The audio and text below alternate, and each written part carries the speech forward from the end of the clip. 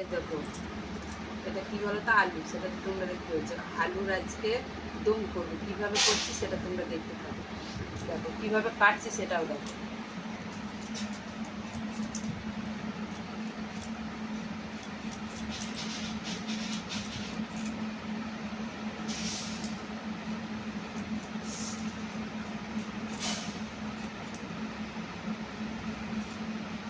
মোটা মোটা করে নিলাম। দেখো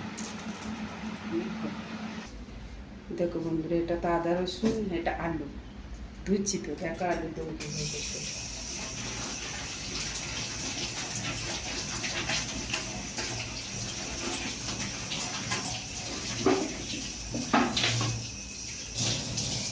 চলো এবারে নুনটা যাচ্ছে, বসে দিলাম কড়াইটা।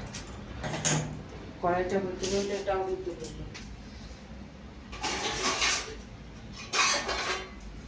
ছোটো জায়গা তোমরা নিতে পারো, কারণ এটাই চাপা তো, তাই এমনি মেখে দেখো আদা রসুন।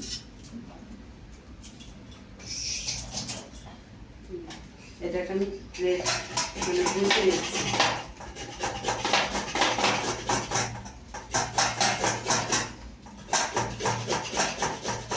ভালো করে ঘষে নিয়ে, ভালো করে আদাটাকে ধুয়ে নেবে। তুমি না ছাড়ালেও তোমার উপরে খোসা ছেড়ে যাবে, বুঝেছো? তলার একদম, হ্যাঁ একদম কিন্তু খোসাটা ছেড়ে গেছে, দেখেছো তো? একদম কি সুন্দর ছেড়ে হয়ে গেছে দেখো।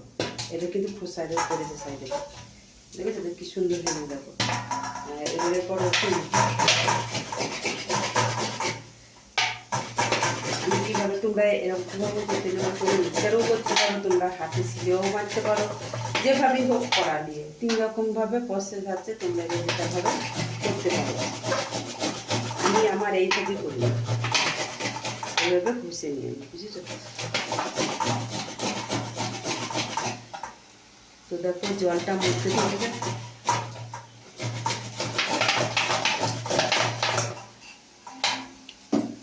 দেখো, কিন্তু এখানে পুরোটা দেখো ক্লিন পরিষ্কার হয়ে গেল। দেখো দেখো, হ্যাঁ এ দেখো ভিতরে ছিল, দেখো দেখবে তো হয়ে গেল। এবার এটাকে ধুয়ে নিই।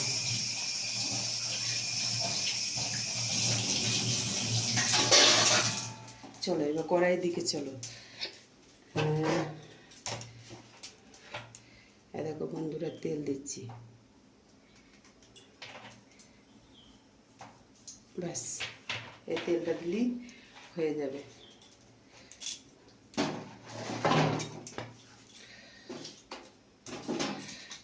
তো এই দেখো 2টো তেজপাতা দিচ্ছি,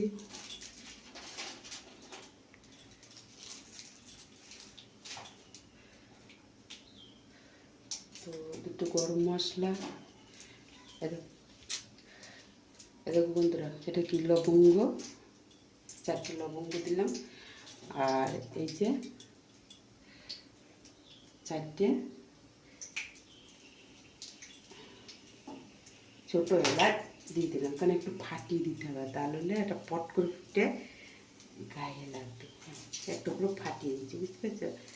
তো শিলেও দিতে পারো, আমি নখ দিয়ে দিচ্ছি, না দিলেও শিলেও দিতে পারো, কোনো অসুবিধা নেই।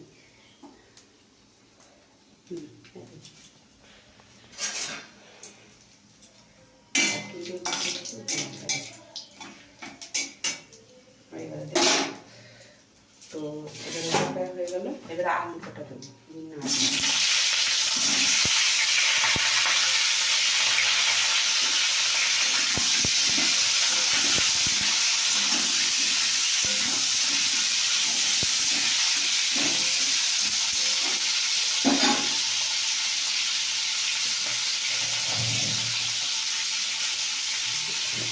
আলু কষি দেখতে থাকে।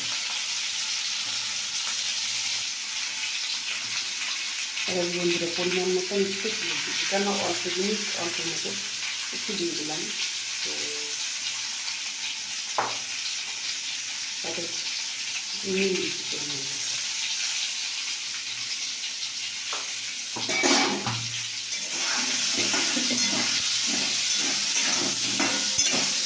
এটা কিন্তু আলু কম হচ্ছে, এবার আলুটাকে একটু ভাজবো।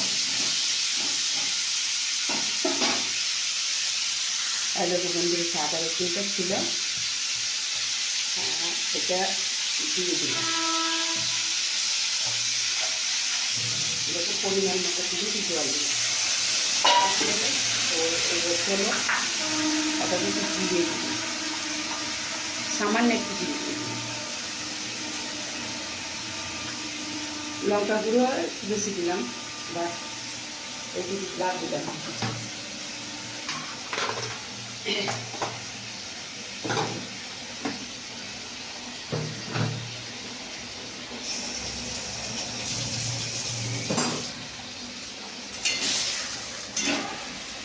তো তোমাদের রেসিপিটা কেমন লাগলো অবশ্যই যেন কমেন্ট করে জানাবে। এবারে বান্না এটা নাড়ছি, এটা বান্না হচ্ছে নাড়ি, কেমন লাগলো কমেন্ট করে অবশ্যই জানাবে।